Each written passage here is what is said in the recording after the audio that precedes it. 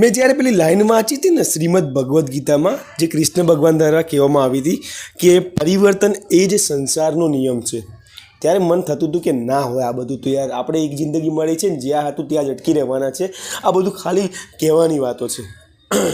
પરંતુ જ્યારે અત્યારે હું આજે 1 જાન્યુઆરી 2026ના દિવસે હું 1 જાન્યુઆરી 2001ને કમ્પેર કરું છું ને, ત્યારે મને ખરેખર એવું થાય છે પરિવર્તન સંસારનો નિયમ નથી, પરિવર્તનો અને પરિવર્તનો એ સંસારનો નિયમ છે. આ લાઈન બહુ સાચી છે મારા વાલાઓ.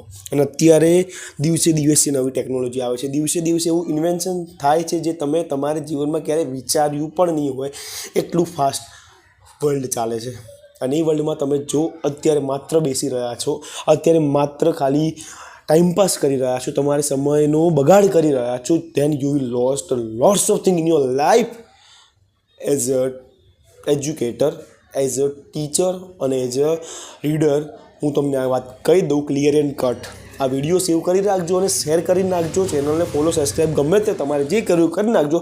પરંતુ આ શબ્દ પાછા નહીં જાય, કારણ કે મને ખબર છે હજી ફાસ્ટ થશે જમાનો.